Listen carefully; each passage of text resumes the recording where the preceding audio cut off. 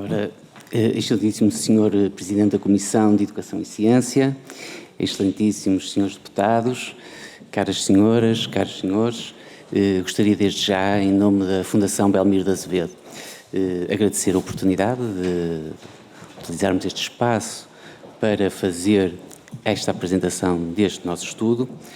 Dizer que também estou em representação do Sr. Professor Alberto Amaral, o coordenador científico do Conselho Consultivo EduLog, que não pôde estar aqui presente hoje. O EduLog é o think tank para a educação da Fundação Belmiro de Azevedo. É uma iniciativa que visa, essencialmente, promover a construção de um sistema de ensino de referência.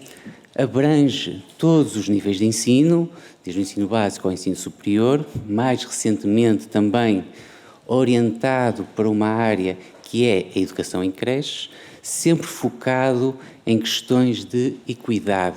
São o elemento que tem focado nos últimos tempos.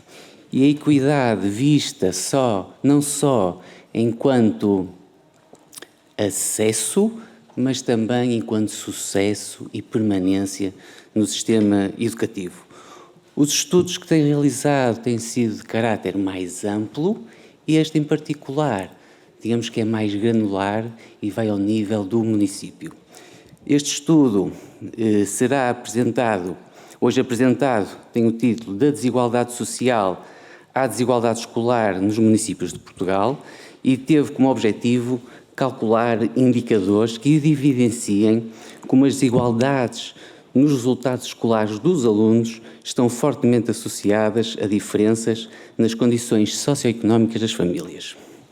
A coordenação científica é do Sr. Professor Luís Catela Nunes, professor catedrático da nova SBE da Universidade Nova de Lisboa, foi diretor adjunto da nova School of Business and Economics e coordenador da sua unidade de investigação. É também o coordenador do Social Science Data Lab, que faz parte do Roteiro Nacional de Infraestruturas de Investigação. Os seus interesses de investigação incidem na econometria aplicada e na economia da educação, assim como no impacto dos rankings das escolas e a retenção dos alunos. O Sr. Professor é também membro do Conselho Consultivo do EduLog. Só dar uma última nota, que a comunicação oficial deste estudo só será feita amanhã, pelo que ela estará sob embargo até à meia-noite de dia 14, portanto às 23h59 de hoje. Eu passaria então, sem mais demora, a palavra ao Sr. Professor Luís Catela Nunes. Muito obrigado. Muito boa tarde a todos. Cumprimento o professor Alexandre Quintanilha, e as senhoras deputadas e os senhores deputados e demais público que vem assistir a este estudo. Este estudo é um estudo feito na nova SBE, pelo Centro de Economia e de Educação da nova SBE, com o EduLog. Foi um estudo que começou há cerca de um ano atrás e que concluímos recentemente. É um tema muito caro para mim e para o grupo de investigadores com quem trabalhamos na nova SBE, a área da educação, e em particular este tema sobre desigualdades educativas e desigualdades socioeconómicas. Qual foi aqui o mote, no fundo, a nossa ideia de investigação? Como sabemos, em Portugal, nos rankings internacionais, nos vários estudos internacionais, Portugal tem vindo a melhorar significativamente a várias áreas. Por exemplo, os estudos do PISA mostram que, ao nível da matemática, das ciências, da leitura, Portugal tem vindo a fazer uma evolução positiva. Hoje em dia, está a par de outros países da OCDE, na média da OCDE. Portanto, a nível global, Portugal tem feito um caminho muito positivo na área da educação. No entanto, como todos sabemos, e há muitos estudos sobre o tema, a questão das desigualdades é algo que permanece na sociedade portuguesa, tanto a nível de rendimentos, mas também a nível de educativo. Aliás, olhando para os dados internacionais, mostra que a diferença entre os alunos que têm melhores resultados e piores resultados, em Portugal, apesar da melhoria que tem havido, continua a haver e a manter-se uma desigualdade. O nosso objetivo neste trabalho foi focar dentro de Portugal e olhar para os vários municípios. Será que as desigualdades que permanecem ao longo do tempo Tem alguma relação com a geografia portuguesa? Será que são desigualdades que acontecem desde os primeiros anos de escolaridade até ao final da escolaridade obrigatória? Será que há padrões regionais? Será que há vários fatores que podem explicar? É um bocadinho que eu vou tentar apresentar-vos, baseado em dados. A maior parte dos dados são dados da DGEC, a quem agradeço, obviamente, aqui na pessoa do Dr. Nunes Rodrigues, o excelente trabalho que tem feito em disponibilizar dados para a investigação, sem os quais estes trabalhos não seriam possíveis. Então, passo aqui só a apresentar a equipa. Para além de mim, está aqui o professor Pedro Carneiro, Pedro Freitas, Miguel Nunes, a Alice Chaves e a Sara Cal. Somos o grupo de investigação que realizou este trabalho. E está aqui a questão principal. A questão, no fundo, que vinha até no convite que receberam para este evento, que é: será que o contexto socioeconómico dos alunos e da sua família condiciona de igual forma o desempenho escolar dos alunos em cada um dos municípios? No fundo, a nossa pergunta é: todos sabemos que há uma relação entre o nível socioeconómico dos alunos e das suas famílias em todos os países, isso é verdade, mas será que isto acontece em todas as regiões de Portugal? E foi essa a pergunta. O que é que nós descobrimos? Já um bocadinho antecipando os resultados. Primeiro, identificámos municípios em Portugal em que as desigualdades socioeconómicas não conduzem a diferenças de resultados. Mas também há municípios em que as diferenças socioeconómicas levam a grandes diferenças de resultados escolares.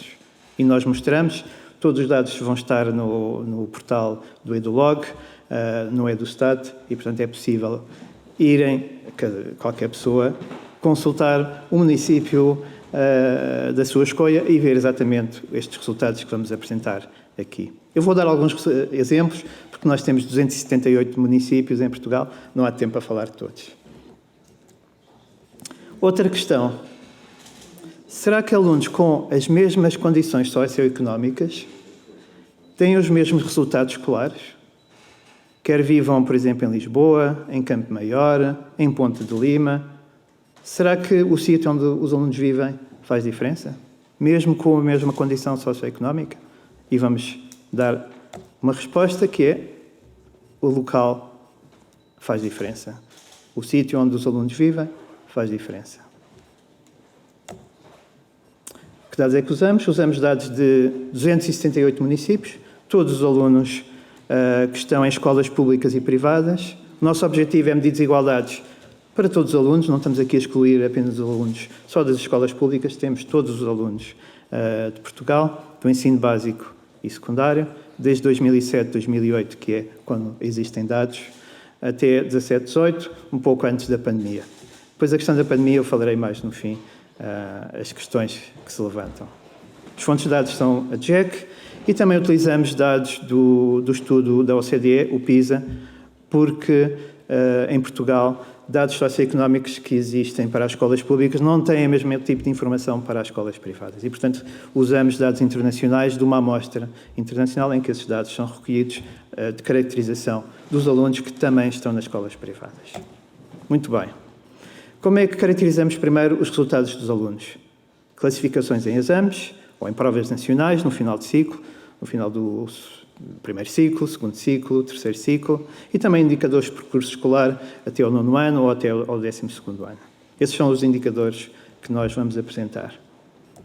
Depois vamos ver como é que estes indicadores, resultados, se relacionam ou não com o estatuto socioeconómico dos alunos.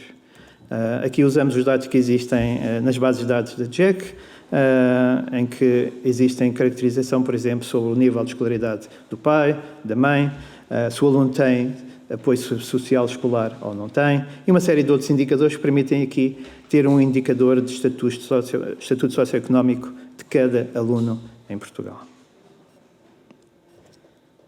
Só para dar alguns exemplos, estes vão ser números de referência no resto da apresentação, que é, por exemplo, se formos ver um aluno que tenha computador, que não tenha apoio social escolar, os pais são portugueses, não estão desempregados, têm habilitações ao nível de secundário. Onde é que este aluno se coloca na nossa distribuição socioeconómica, coloca-se no percentil 75. Ou seja, há 25% de alunos em que alguns dos pais têm, por exemplo, mais do que o ensino secundário, têm uma licenciatura, ou os dois têm licenciatura, ou mestrado, ou ainda um nível de habilitação superior. Se os pais tiverem apenas o terceiro ciclo, são alunos medianos. É o percentil 50. E o que é surpreendente, isto não estava propriamente previsto na nossa análise, mas acabou por ser descoberto, é que estes mesmos alunos, se os pais tiverem apenas o segundo ciclo do ensino básico e tiverem apoio do escalão B, da ASA, estes alunos estão no percentil 25. O que é que isso quer dizer?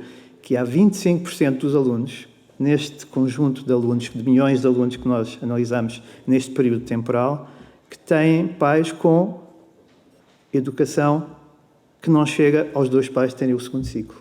Apenas um tem o segundo ciclo, ou nenhum tem sequer o segundo ciclo, que é surpreendente, 25%. Isto mostra um pouco o nível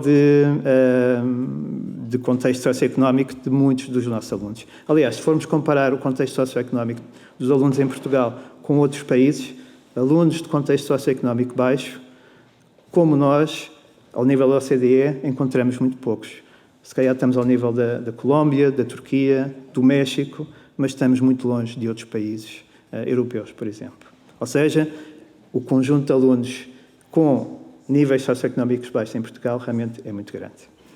Portanto, quando eu for falar aqui do percentil 25, são tipicamente alunos cujos pais têm o segundo ciclo, e quando for falar de alunos no percentil 75, são pais cujas qualificações é o ensino secundário. Não estou a ir nem mais longe para a direita, nem mais longe para a esquerda. Muito bem. Então, queria-vos mostrar aqui um exemplo de alguns cálculos, isto só para vos explicar o que é que nós fizemos com os dados. Estão aqui gráficos para 4 municípios em Portugal, apenas 4. Algesur, Arruda dos Vinhos, Castelo de Vide e Sesimbra. E fomos ver como é que um aluno, dependendo do seu estatuto socioeconómico, em média, que resultados é que tinha. Neste caso os números que estão ali nos gráficos dizem qual é a percentagem de alunos que teve positiva no exame de matemática do 9º ano. Isto são valores médios para um conjunto muito grande de anos letivos.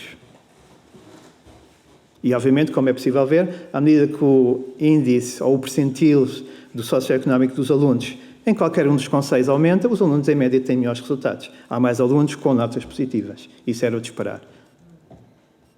O primeiro indicador que nós usamos, nós não vamos apresentar estes gráficozinhos para todos os municípios, tentamos sumariar esta informação toda e colocamos no portal, que é, vamos olhar para aqueles alunos no percentil 25, os tais alunos de que eu já falei. O mesmo aluno, com o mesmo contexto, se estiver em sítios diferentes, em municípios diferentes, tem resultados muito diferentes. Por exemplo, a Arruda dos Vinhos, 61% dos alunos de contexto socioeconómico baixo têm positiva. Se estiver em Sesimbra, os alunos com o mesmo contexto socioeconómico, apenas 26% têm uma nota positiva para um conjunto muito grande de anos. Portanto, uma grande diferença. Outro tipo de indicador, eu diria que este indicador, se calhar, é mais parecido com o indicador de oportunidades ou o indicador de equidade. Outro indicador, que nós chamamos de diferenças ou de desigualdades, é comparar o que acontece entre estes alunos, que estão aqui no percentil 25, com os alunos que estão melhores em termos de contexto socioeconómico. Obviamente, o desempenho destes alunos, em média, é melhor. Há mais alunos com notas positivas a matemática. E o outro indicador que calculamos é apenas a diferença entre, no fundo, quanto é que cresce esta curva, a curva dos resultados escolares. Por exemplo, ao Algesur, a diferença de resultados entre os alunos de estatuto baixo e alto é 18 pontos percentuais. Mas se formos, por exemplo, para Castelo de Vide, a diferença já é muito maior. Qual dos indicadores é que é melhor? Quer dizer, não estou aqui a vender nenhum indicador em especial, são diferentes. O primeiro, que apenas olha para os alunos de 25, é um indicador que diz alunos de condição socioeconómica baixa, que resultados é que têm. O outro indicador é mais de como é que as diferenças socioeconómicas levam ou não levam a desigualdades de desempenho escolar. Muito bem, então vou começar a mostrar alguns resultados em termos de mapas. Depois vou ir mais detalhe a alguns concelhos, a alguns municípios. Aqui está a percentagem de alunos com nota positiva no exame de matemática. Eu começo no 4º ano. Os dados não são tão amplos, porque os exames de 4º ano acabaram, há algum tempo atrás, mas reparem no seguinte. Primeiro, há aqui um padrão, muito claro. Os tons mais escuros correspondem a percentagens de alunos que têm positiva maiores. Há um padrão claro em que, acima do Tejo, a percentagem de alunos que têm positiva é maior do que abaixo do Tejo. Ali a exceção do abaixo do Tejo é a área metropolitana de Lisboa, em que parte está acima do Tejo e que também tem resultados piores. Mas o que é surpreendente é que, se olharmos para o 6º ano, o padrão é muito parecido. Se olharmos para o 9º ano, o padrão é muito parecido. Ou seja, isto mostra que são diferenças estruturais, não são diferenças específicas a um determinado nível de ensino. Eu depois vou mostrar alguns exemplos com alguns municípios em particular. Ou seja, conclusão, temos aqui diferenças. Primeiro, existem grandes diferenças. Eu já vou mostrar os valores com mais cuidado. Existe um padrão, norte-sul, área metropolitana de Lisboa, também, juntamente com o sul, resultados piores. Se fosse olhar os resultados portugueses, os resultados eram muito parecidos em termos de padrão, portanto não há grande diferença. E se olharmos, em vez das notas dos exames, olharmos para o percurso escolar dos alunos, se os alunos conseguem avançar mais rapidamente, sem serem retidos, o padrão acaba por ser parecido.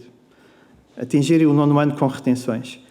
Quanto mais escuro for, maior percentagem de alunos que chegam ao 9º sem se ter chumbado. Chegar ao 12º ano sem retenções, padrões parecidos. Atingir o 12º, só atingir, mesmo que tenha repetido algum ano, pelo menos dentro da idade que nós conseguimos seguir os alunos, chegar lá, ao 12º. Um padrão também parecido. Temos aqui, chegar ao 12º no curso científico-humanístico, o padrão é parecido.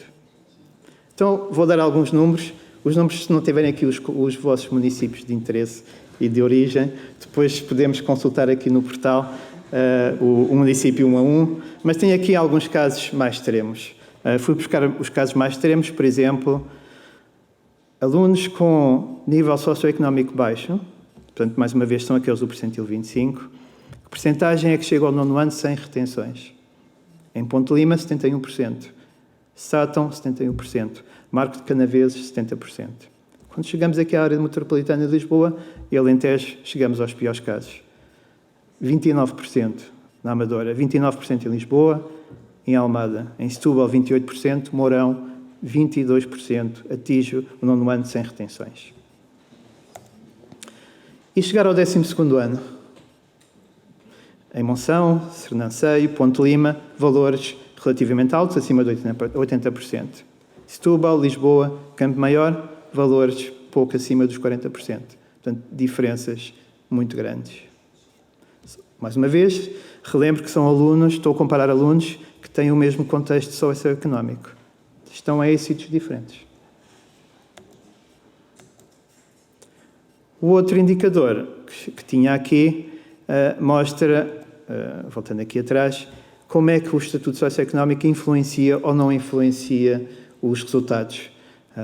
Até que ponto os resultados, ou a diferença de resultados, está muito condicionado ao estatuto socioeconómico. Aqui o padrão é muito diferente. É diferente. O que é que acontece? Na região aqui do Sul, do Alentejo, claramente, grandes diferenças socioeconómicas levam a grandes diferenças de resultado escolar. Enquanto que noutras regiões, mesmo que hajam diferenças socioeconómicas, os resultados escolares acabam por ser muito parecidos. Tenho aqui 2 exemplos, Peso da Régua, mais para o norte, Mourão, aqui no Alentejo, em que alunos de estatuto baixo e alto, a percentagem que atinge o 12º é quase igual. Não há quase diferença nenhuma. 73%, 71% chega ao 12º. Em Mourão, alunos daquele município que tenham estatuto socioeconómico baixo, apenas 47% consegue chegar ao 12º. E aqui estou a incluir cursos profissionais, científico-humanísticos, todo o tipo de cursos. Portanto, aqui, claramente, na região de Mourão, as condições socioeconómicas têm muita influência nos resultados dos alunos. Enquanto que no Peso da Régua, todos os alunos conseguem atingir os resultados parecidos, independentemente da sua condição socioeconómica. Como eu tinha dito, todos estes resultados estão disponíveis no portal EduStat, do EduLog. Indo àquele site é possível entrar e consultar os mapas e é possível descobrir cada um destes indicadores aqui no mapa. Passando com o rato em cima, chega-se lá a todos os valores, escolhendo aqui o indicador que pretendem consultar. Portanto, aqui há muita matéria-prima para descobrir coisas, e esse também é um dos contributos desse trabalho, é produzir resultados. Depois passa o passo seguinte, que é analisar estes resultados e depois tirar conclusões e aplicar conclusões, passar às políticas. A última fase do trabalho foi perceber, ok, muito bem, temos aqui grandes disparidades entre os municípios de Portugal. Porquê? O que é que explica estas disparidades? Será que há alguns fatores que explicam estas disparidades? O que é que nós fomos fazer? Fomos procurar informação sobre tudo e mais alguma coisa que caracteriza os municípios. Dados de emprego, de salários, taxas de desemprego, características das famílias, finanças municipais. Fomos a uma série de instituições portuguesas que fornecem este tipo de dados e recolhemos os dados e sumariámos estes dados. Estes dados também estão disponíveis no portal do EduStat para cada um dos municípios. Bom, conclusão. A conclusão é que não há um fator, não há dois fatores, não há três. Há muitos fatores que explicam as diferenças. Não conseguimos dizer a diferença é por causa disto. Não. Podem ser questões de desigualdades de rendimento, condições de emprego e de salário em cada região, são importantes. A empregabilidade dos mais jovens é algo também que pode explicar. A segregação dos alunos entre várias escolas, tipicamente também associada à segregação residencial dos alunos, dentro de alguns municípios. Estabilidade das estruturas familiares, capital social medido de formas diversas, são tudo fatores que podem explicar estas desigualdades. Se quiserem procurar e testar alguns destes indicadores, mais uma vez, estão lá. Tenho aqui só um exemplo de relacionar um indicador de desempenho com um indicador, neste caso, que é o rácio de salários entre trabalhadores com ensino superior e os que não têm ensino superior, como medida de desigualdade, e realmente existe uma relação positiva. Quanto maiores desigualdades salariais no município, maiores as desigualdades escolares, mas há muitos outros fatores que explicam as grandes diferenças de resultados escolares. Portanto, não encontramos aqui um, ou dois, ou três, são muitos fatores. Conclusões. Vou aqui fechar. Primeiro ponto é este. Alunos que têm níveis socioeconómicos iguais têm desempenhos muito diferentes dependendo de onde vivem. Segundo, a forma como as condições socioeconómicas afetam as diferenças de desempenho depende do município. Há municípios em que os alunos têm desempenhos parecidos, independentemente da sua condição socioeconómica, outros em que as diferenças são grandes. Muitos fatores explicam estas disparidades. Não conseguimos dizer, temos aqui uma varinha mágica para resolver estes problemas. Não, infelizmente não temos aqui uma forma de resolver isto. Obviamente que isto mostra que as grandes disparidades locais necessitam também de políticas mais diferenciadas, que vão ao encontro das necessidades específicas de cada local. Finalmente, deixo aqui apenas uma sugestão. Portugal e o governo português têm programas de intervenção em regiões desfavorecidas, por exemplo, o programa TAPE, já há algum tempo, mas o que os nossos resultados mostram é que existem disparidades municipais. Ou seja, será que o programa TAPE é suficiente? Será que o programa TAPE está a atingir esses objetivos? Era importante perceber se há outras formas de, no fundo, atacar estas desigualdades. E o meu tempo está a acabar e queria só aqui fechar com os dados que nós apresentamos acabam antes da pandemia. Porquê é que nós não atualizamos a base de dados com dados mais recentes? Primeiro, porque houve muitos anos, durante a pandemia e logo a seguir à pandemia, em que não houve exames nacionais universais para todos os alunos. Ou seja, não quisemos misturar dados que não eram universais e comparáveis com o passado com os dados universais que tínhamos antes. Segundo, Há dados mais recentes agora, que foram usados, por exemplo, no ranking das escolas e que agora estão disponíveis, que permitem, para o caso do 9º ano, comparar todos os alunos em Portugal.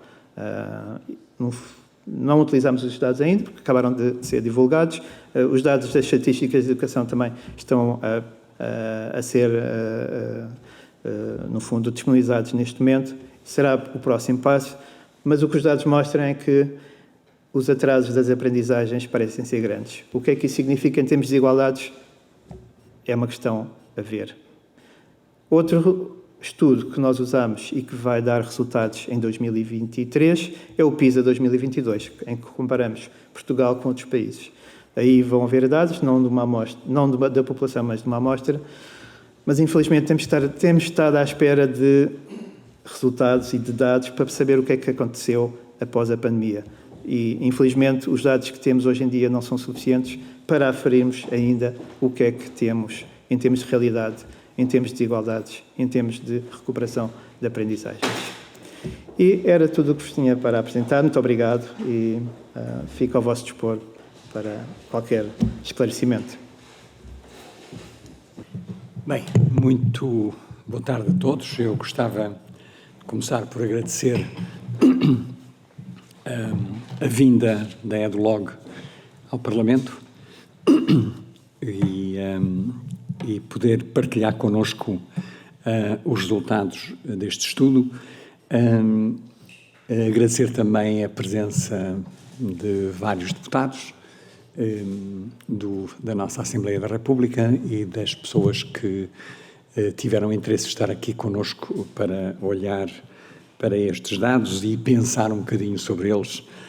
Eu não vou fazer uma autópsia muito rigorosa, porque também não tenho os conhecimentos todos necessários para o fazer. Gostava de fazer 2 ou 3 comentários, ou fazer 2 ou 3 perguntas sobre estes dados e depois abrir para que a nossa audiência pudesse também fazer as perguntas que entender.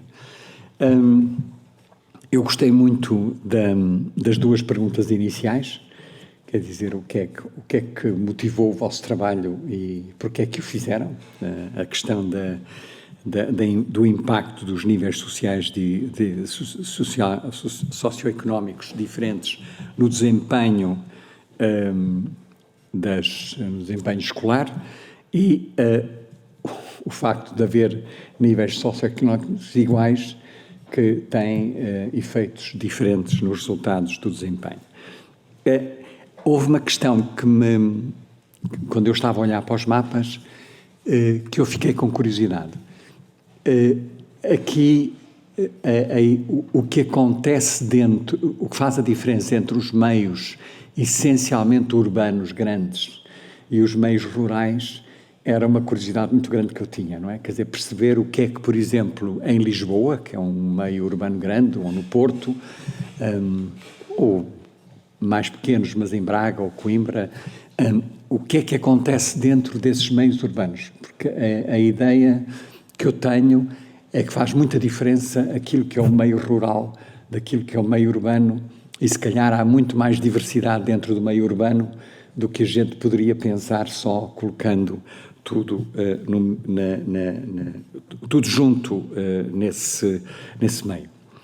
E depois, também gostava muito de perceber se há dentro de cada município, se há variáveis significativas. Quer dizer, eu não sei quantas escolas existem em cada município, provavelmente existem várias, mas tentar perceber também, não só comparando municípios diferentes, mas dentro de cada município, o que é que acontece. Portanto, isto eram as minhas 2 perguntas que me saltaram logo de início. Eu gostava de fazer agora 1 ou 2 comentários que se calhar não têm tanto a ver com os resultados, mas o que é que nós fazemos com estes resultados?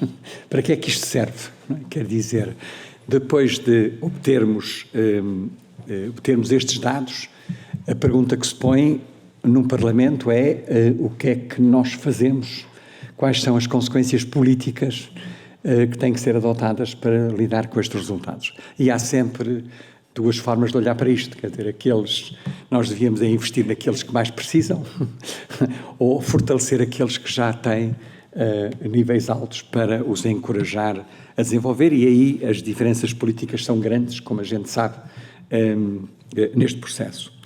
E também achei muito interessante o comentário que fez depois, quase no fim, de que quando a gente tenta perceber as disparidades, é um mundo enorme de fatores. Isto é multifatorial, acho que isso também se tornou muito claro. Aliás, naquele gráfico que apresenta uma ligeira subida da esquerda para a direita, o que a gente vê principalmente é pontos por todo o lado. E eu acho que isso também mostra que é muito difícil nós tentarmos perceber, neste momento, quais são os fatores mais importantes que decidem qual é a forma como isto vai funcionar. Eu terminava, porque acho que é importante ouvir as perguntas que venham da nossa audiência, dizendo que, recomendando um livro que eu já li 3 ou 4 vezes e que recomendo altamente, que é um livro de um economista, o Thomas Piketty, que fala, os livros mais conhecidos dele estão à volta das desigualdades. Este é um livro que eu achei extraordinário porque foca a evolução das igualdades. Não é? O que é que no mundo mudou em termos da igualdade? Não é?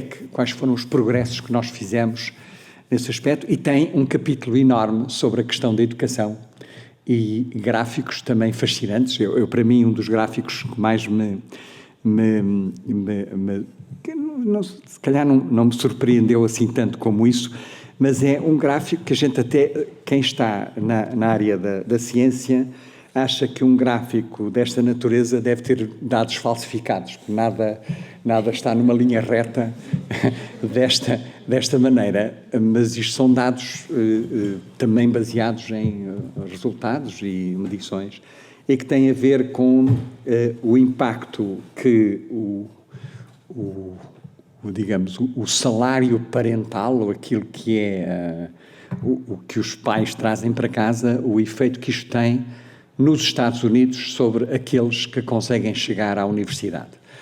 E é assustador, não é? Quer dizer, o que mostra é que as famílias mais pobres não conseguem chegar aos 30% dos seus filhos que vão para a universidade, enquanto que as famílias mais ricas conseguem ter mais de 90% dos seus filhos que chegam à universidade.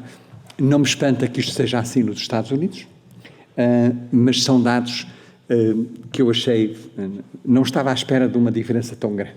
Estava à espera que houvesse mais fatores que influenciassem, como mostrou aqui hoje, não é? Aqui parece que esta correlação é quase difícil de acreditar, porque uma linha reta destas não se encontra muitas vezes. Mas eu não queria deixar de falar sobre isso. E, portanto, eu parava aqui. Se calhar o melhor é juntar algumas questões e depois passar novamente a sua palavra, não sei, dos presentes, os senhores deputados. Acho que há um microfone. Muito obrigado, muito boa tarde. Pompeu Martins, deputado do Partido Socialista. Eu não sei se, antes de mais nada, obrigado pelo estudo que nos trazem, e será certamente um bom instrumento de trabalho. Eu não sei se tiveram em conta ou não, e daí a questão, em diversos municípios existem políticas diferenciadas da parte dos próprios municípios, mas depois também existe aquilo que é a orientação das direções das respectivas escolas que estão nos municípios. E se no vosso estudo isso está presente? A razão da pergunta é esta. Pode existir uma Câmara Municipal que tem um cuidado, e eu conheço várias, em ir buscar os alunos a casa, ter transporte escolar, a dar refeições aos alunos mais carenciados, a pagar livro material escolar, participar em visitas de estudo. E depois, se compararmos com municípios ao lado, em que as direções das escolas são menos proativas, os resultados escolares são diferenciados e deve haver uma conjugação de análise dos dois fatores. Pronto, e a questão era um pouco esta, e indo um bocadinho de conta ao que o professor Alexandre Quintanilha também levantou relativamente a haver diferenças nos próprios municípios de resultados. Elas existem claramente dentro dos municípios, mas eu gostava de saber se houve também esta análise entre aquilo que é a orientação e o trabalho de cada uma das escolas no seio de cada município. Muito obrigado. Boa tarde a todos e a todas. Cumprimentar o painel. É um gosto rever um antigo colega de faculdade, o professor Catela Nunes. Há 30 anos que não nos revíamos, foi um feliz reencontro, mas foi propositado porque eu ouvi o programa de trabalhos, embora não faça parte da Comissão da Educação. Eu fui Presidente de Câmara Municipal de Valença durante 10 anos e Vice-Presidente da Cimal de Minho durante 6. A Cimal de Minho, desde 2009, fez um grande trabalho a 10 municípios, corresponde ao distrito, na educação. Nós assumimos todos os 10 municípios as competências na área da educação e fizemos grandes investimentos nas infraestruturas, qualificámos praticamente as escolas todas, se creio que faltam só 3 de todo o distrito. Fizemos tudo o que o colega Pompeu acabou de dizer, refeições escolares, transportes, fizemos e fazemos. Ao assumir as competências também, os funcionários administrativos e auxiliares, superamos os rácios todos imaginários, as competências dos municípios. Portanto, temos feito tudo pela promoção dos bons resultados, do sucesso escolar e contra o abandono escolar. Mais recentemente, os municípios apresentaram, no âmbito também em colaboração com o Ministério da Educação, o School for All, um programa de atividades realmente de promoção do sucesso e combate ao abandono, com recrutamento de psicólogos para as escolas, com atividades lúdicas e para além de acompanhamento escolar. Eu creio que, pelos resultados que vi no gráfico, temos feito algum trabalho. A 10, eu não estou a falar de Valença, estou a falar dos 10 municípios. E a pergunta que eu gostava de colocar aos ilustres investigadores é que se realmente o distrito de Viana do Castelo tem 10 municípios, de Melgaço a Viana são 80 km, depois em termos de interior são 50, é um distrito relativamente pequeno, mas existem com certeza diferenças entre os 4 municípios com maiores dinâmicas populacionais, Valença, Cerveira, Caminha e Viana do Castelo, face aos restantes dos municípios. Mas isso não quer dizer que tenhamos mais ou menos sucesso escolar que os outros. Portanto, a questão que eu queria colocar é se no distrito de Viana do Castelo há aqui uma ligeira diferença ou não entre os distritos, os concelhos mais litoral, neste caso, do Rio Minho e o Oceano Atlântico, face aos outros 6 mais interiores, mas hoje é um interior muito litoralizado, digamos assim. É só, muito obrigado. Ora, boa tarde a todos e a todas. Eu tenho muita dificuldade ainda de dizer coisas com muita certeza, porque estes dados fazem-me pensar e, digamos, precisava de uma análise mais fina. Por exemplo, eu sou do Conselho portanto, do Porto e gostaria muito de ver como é o Porto no que respeita aos concelhos à volta, porque o que eu vi aqui é de facto uma diferença enorme entre o norte e o sul. E não é apenas entre o norte litoral, ou seja, o interior norte também tem excelentes resultados. Mesmo de zonas em que o rendimento per capita é mais baixo do que outras zonas do sul, por exemplo, litoral. E aí, tanto os alunos têm, de facto, uma avaliação muito mais positiva e nota-se muito menos a diferença socioeconómica. Portanto, um aluno que vem de uma família com menos estudos, com menos rendimento da régua, tem mais hipóteses de chegar, portanto, mais longe, de ter notas positivas do que, por exemplo, Setúbal ou mesmo Lisboa. E, portanto, eu confesso que isto me coloca imensas questões. Ou seja, não é apenas a questão socioeconómica, tem que ver com questões culturais, tem que ver com o facto de, no Norte, a estabilidade do corpo docente ser muito maior. Portanto, por exemplo, tem que ver com determinadas tradições culturais, portanto, comportamentos culturais, haver menos diversidade étnica, porque isso traz outros problemas acrescidos. Claro que nós queremos, de facto, sociedades muito mais plurais, mas isto exige políticas públicas de facto, portanto, distintas. Ou seja, isto levanta-me imensas questões, porque os rankings valem aquilo que valem, eu não vou aqui, portanto, discutir rankings, mas quando olhamos para esses mesmos rankings, mostra que as melhores escolas estão a norte, públicas ou, portanto, privadas, quer interior, quer, de facto, litoral. Portanto, não é apenas os concelhos a nível litoral. No, por exemplo, interior, portanto, Monção, Régua, etc., há ótimos resultados. Porquê? E eu confesso que estou muitíssimo curiosa de ver quais são essas variáveis que levam, portanto, a isso. Portanto, eu estou aqui muito mais, digamos, a pensar do que a dar qualquer resposta. Muito obrigada. Ao EduLog, na verdade, o EduLog em geral, perguntava se estes dados, do ponto de vista prático, se permitem ser analisados de forma agregada e qual é a forma de agregação. Ou seja, vimos por município, mas de facto se é por NUT, se é por distrito, para que a análise possa ser também feita por grandes regiões. Portanto, já agora qual era a forma de agregação. Depois perguntava, neste caso ao professor Alexandre Quintanilha, ou neste caso ao presidente de comissão, se vê, uma vez que disse, e eu também concordo, que isto é uma análise multifatorial, e tendo, neste caso, os 230 deputados sido eleitos em representatividade da sua própria região, e são de todas as regiões do país, se não faria sentido haver a possibilidade de apresentar este elemento, este dado, ou este estudo aos 230, porque cada um deles olhará com a sua lupa, digo eu, com a lupa saúde, com a lupa economia, com a lupa de poder local, que, enfim, que alguns já terão sido, em que medida é que cada um poderá dar um contributo para a discussão, porque provavelmente na Comissão de Educação a lupa será sempre a olhar para os resultados em educação, mas no lado das causas, como disse há pouco e bem, eu creio que é multifatorial e talvez possa haver aqui um contributo. Creio que todos os deputados se calhar teriam interesse em olhar para isto e em depois dar o seu contributo ou fazer a sua análise, etc. Obrigado. Boa tarde a todos.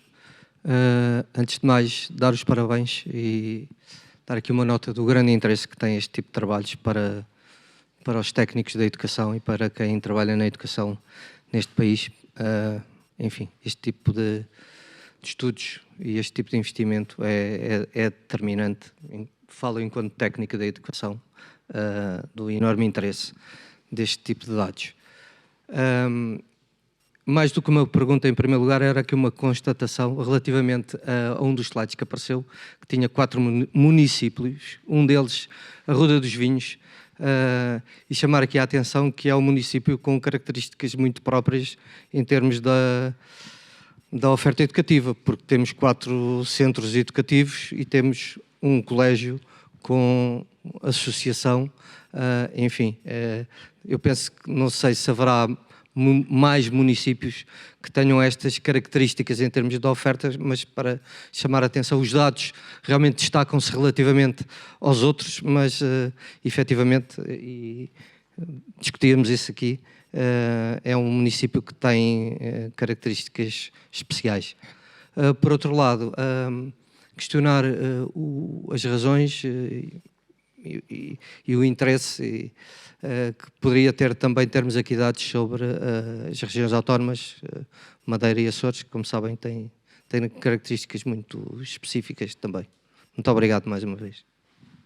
Muito boa tarde, chamo António Cunha, sou deputado pelo PSD, faço parte da 8ª Comissão. Eu ia começar aqui por uma questão que tem a ver com os dados do contexto socioeconómico. Se tiveram acesso aos dados do contexto socioeconómico para as escolas privadas. Porque, ao que sabemos, no âmbito daquilo que são os rankings, esses dados são fornecidos para as escolas públicas pelo Ministério da Educação, mas para as escolas privadas, não. Eu queria saber se de facto tiveram acesso a esses dados ou não, porque ouvi referir no início que colocaram os resultados também resultados dos alunos das escolas públicas e das escolas privadas. Que era para tentar perceber aqui se há realmente alguma diferença ou não a nível mais contextualizado, a nível mais fino. Uma outra questão tem a ver com aquilo que tem vindo a acontecer desde há uns anos. Esta parte tem a ver com eu não lhe queria chamar municipalização, mas com a descentralização. E, portanto, se de facto aqui a descentralização poderá ter alguma forma de atalhar alguns problemas que são quase que endógenos e sistemáticos ao longo de muitos anos, porque agora vou-me referir aqui aos rankings. Nós temos rankings há cerca de 20 anos e temos tido pouca variação de resultados em algumas escolas e de algumas zonas do país. Acho que devemos olhar para esses resultados e ver o que é que quer a tutela, quer as próprias autarquias, quer as próprias escolas, o que é que podem fazer e se têm condições para fazer alguma alavancagem para que os resultados melhorem e para que as aprendizagens melhorem. Eu, quando falo aqui em resultados, é evidente que está aqui a interligação entre resultados e aprendizagens. Pronto. E depois, uma outra curiosidade que é vários estudos antecipam uma grande dificuldade em nós termos professores no sistema daqui a 7, 8, 10 anos. E olhando para aqueles mapas que foram projetados ainda há pouco, o que nós notamos, ainda que é ao encontro do que disse a minha colega, nós vemos de facto que Lisboa, Vale do Tejo, o Sul, portanto o Alentejo, o Algarve, realmente é onde há falta de professores. Há grandes dificuldades em fazer substituição de professores, coisa que naquela faixa litoral, em ir para o norte até o Nordeste transmontano, há mais estabilidade docente. Se há essa correlação ou não, portanto, referiu-se aqui há pouco também as escolas.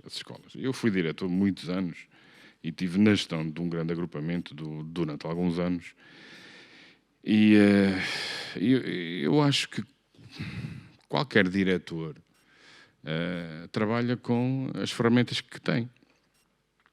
E eu, sinceramente, o que eu espero é que, com a descentralização, e nós tivemos já aqui há pouquinho tempo, nesta casa, também pela mão da 8ª Comissão, e não só, mas sobretudo pela mão da 8ª Comissão, o que nós tivemos aqui há tempos foi que, de facto, há problemas relativamente à descentralização. Ou seja, houve competências que foram retiradas às escolas para as passar para os municípios. Até que ponto é que isso não esvazia a capacidade que as próprias escolas, que a própria gestão das escolas poderá ter ou não em fazer valer os seus projetos para que, de facto, os resultados melhorem e, digamos, para contrariar um bocado o contexto socioeconómico em que as nossas crianças nascem. Era só. Muito obrigado. E dar os parabéns pelo excelente trabalho aqui apresentado, porque também nós precisamos aqui disto. Muito obrigado. Tem a ver com a questão de ser ou não alargado, e foi, aliás, esta reunião não é uma reunião da 8ª Comissão. O Presidente da Assembleia da República decidiu que isto seria uma reunião em que todos os deputados de todas as comissões eram convidados. E, portanto, há aqui deputados que estão em várias comissões, mas só para o deixar descansado, isto não é uma reunião da 8ª Comissão. Isto é uma reunião da Assembleia da República em que todos os deputados de todas as comissões foram convidados para estarem presentes. Desculpe, era só esse esclarecimento.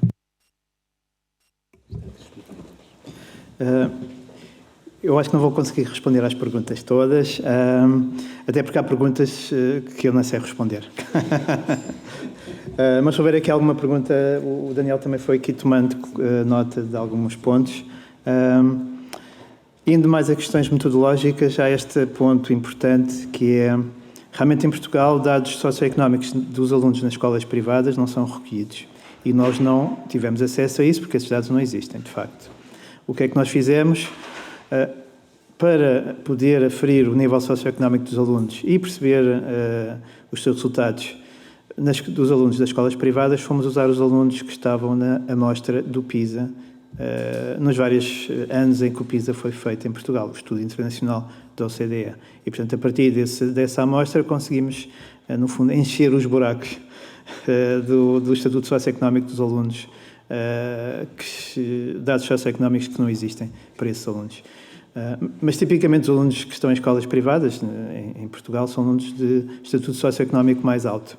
Portanto, de certa maneira, acabam por influenciar pouco algumas das medidas que nós temos, por exemplo, a medida do desempenho dos alunos mais desfavorecidos, porque esses alunos que estão em escolas privadas estão noutra parte da distribuição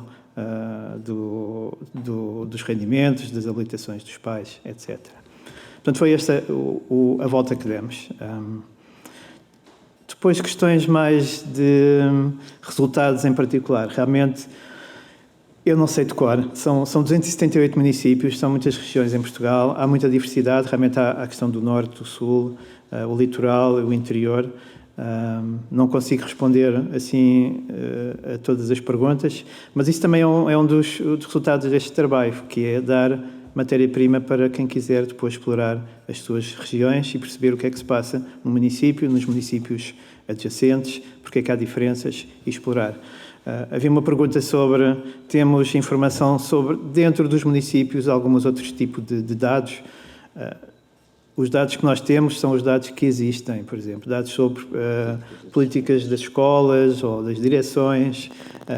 Esses dados não existem, tanto quanto eu sei, portanto é difícil conseguir incluí-los. E aqui entram em muitas outras questões são sobre isto é um modelo, as explicações são multifatores, é multidimensional e, de facto, seria muito bom descobrir o que é que se passa em cada um dos casos. Isto é uma abordagem macro, mostra que para cada município pode haver muitos fatores que podem explicar as diferenças de resultados. Não conseguimos dizer neste município foi isto, neste município é aquilo.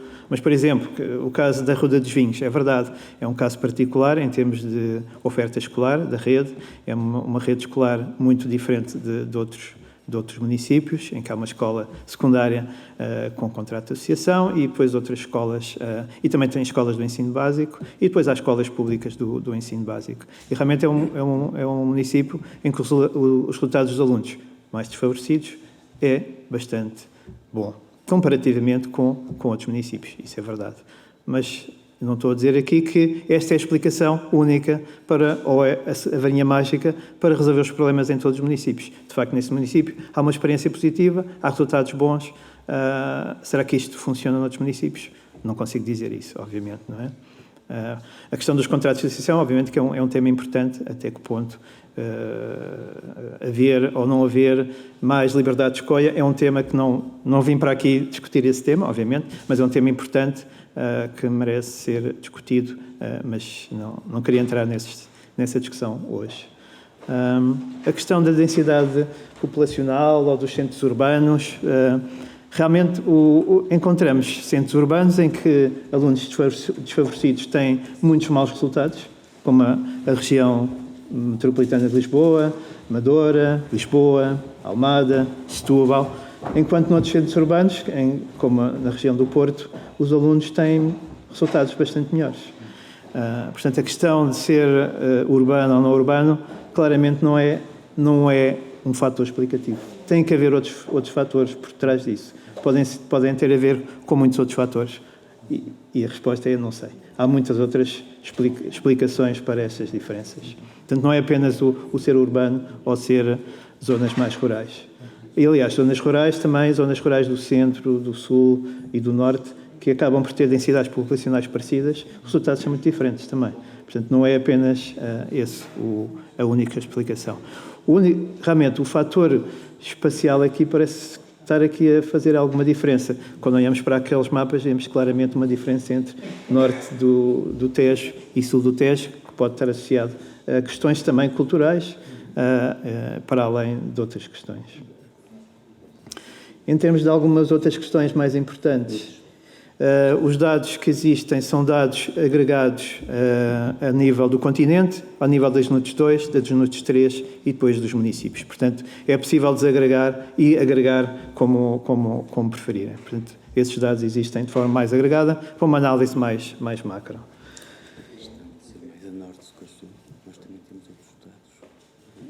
Pronto, outros dados, todos estudos, a questão do norte e do sul não consigo realmente dizer o que mais explicações para a diferença entre o norte e o sul. Há diferenças entre o norte e o sul, claramente, em termos de culturas, em termos de...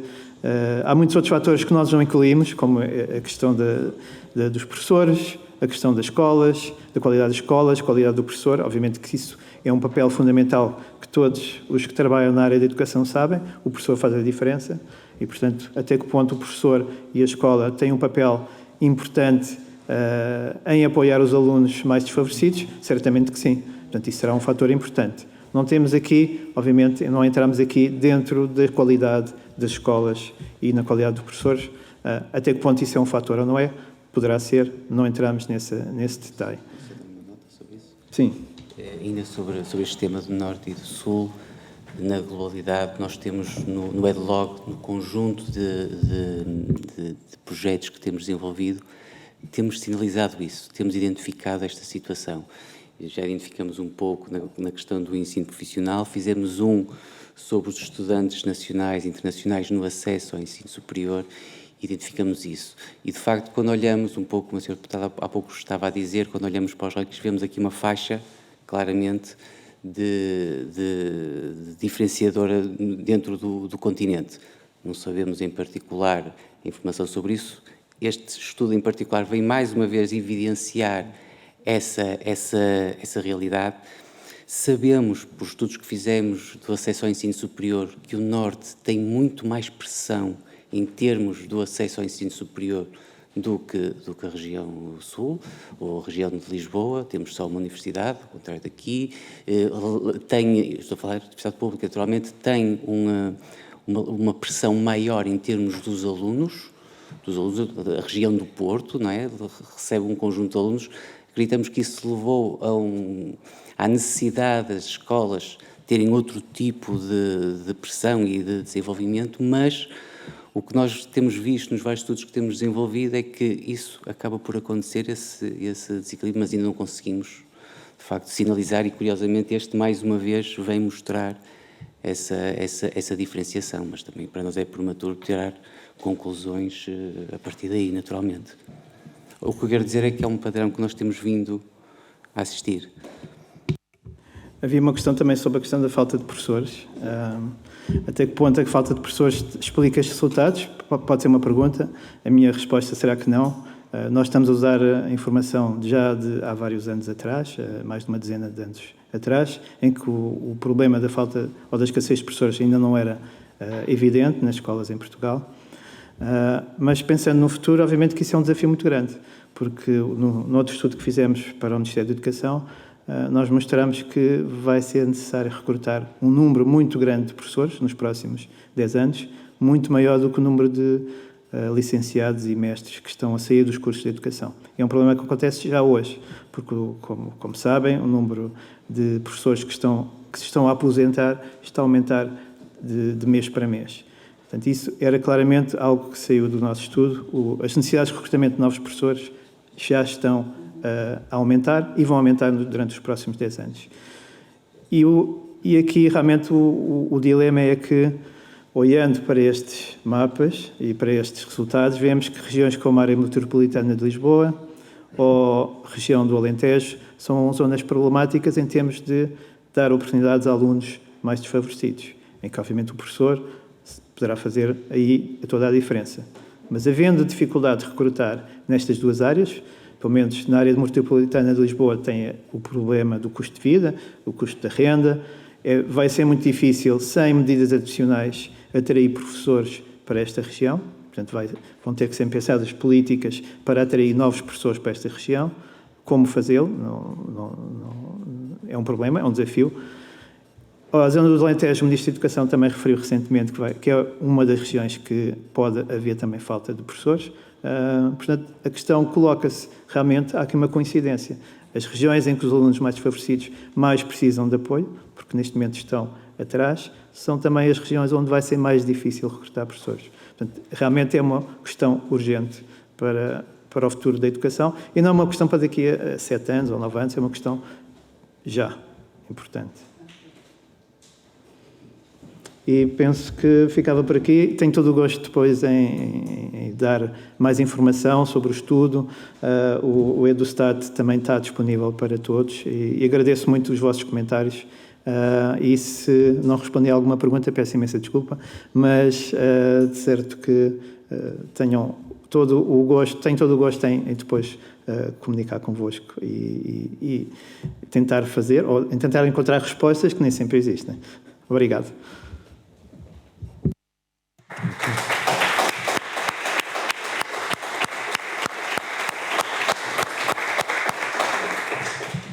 Eu não tenho muito mais a acrescentar. Eu tenho sempre uma dúvida que tem a ver com a forma como os jovens hoje em dia, as diferentes formas como os jovens hoje em dia olham para a utilidade da educação. Para que é que serve a educação? E, portanto, correlacionar os resultados com aquilo que é a possível empregabilidade no seu meio à volta parece-me um exercício muito interessante de se fazer, tentar perceber. Porque há uma frase que eu li já há muitos anos atrás e que eu acho não só muito verdadeira, mas também muito elegante.